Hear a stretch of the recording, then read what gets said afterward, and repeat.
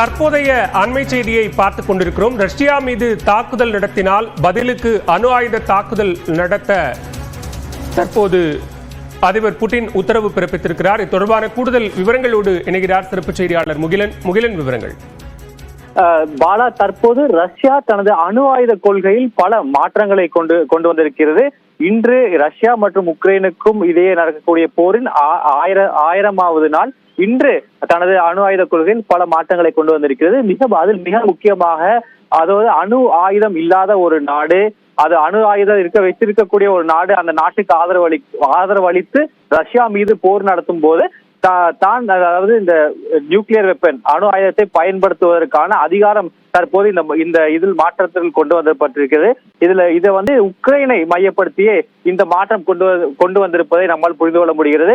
ஏனென்றால் உக்ரைனுக்கு அமெரிக்கா பெருமளவில் நிதி உதவி மற்றும் இந்த ஆயுத உதவிகளை வழங்கி வருகிறது.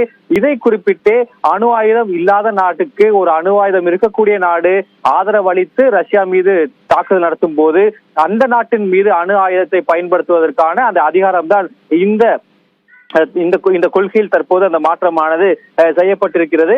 அதே போல இது ட்ரோன் தாக்குதல்களை ஈடுபடும் நாடுகள் மீதும் இந்த அணு தற்போது இந்த புதிய கொள்கை மூலம் வழிவகை செய்யப்படுகிறது. நாம் பார்த்து கொண்டிருக்கிறோம், ரஷ்யா மற்றும் உக்ரைன் இந்த போர் தொடங்கி ஒரு அன்கன்வென்ஷனல் வார், அதாவது இந்த ட்ரோன்களை பயன்படுத்தி இரு நாடுகளுமே இந்த ட்ரோன்களை பயன்படுத்துகின்றன. இது சூசைட் ட்ரோன் என்று சொல்வார்கள். இது அந்த இலக்கை நிர்ணயித்து அந்த இலக்கு மீது மோதி இந்த சூசைட் ட்ரோன் ஆனது வெடித்து சேரும், பெரிய சேதத்தை ஏற்படுத்தும். அவ்வாறு இந்த ட்ரோன்களை பயன்படுத்தி குறிப்பாக பெர்லின் மற்றும் போன்ற பகுதிகள் மீது இந்த தாக்குதல் நடத்தும் போது இந்த அணு ஆயுதத்தை பயன்படுத்துவதற்கான முழு அதிகாரமும் தற்போது வழங்கப்பட்டிருக்கிறது. இதுவே இந்த அணு ஆயுத கொள்கையில் செய்யப்பட்டிருக்கக்கூடிய மாற்றம். இது மிக முக்கியத்துவம் பெறுகிறது.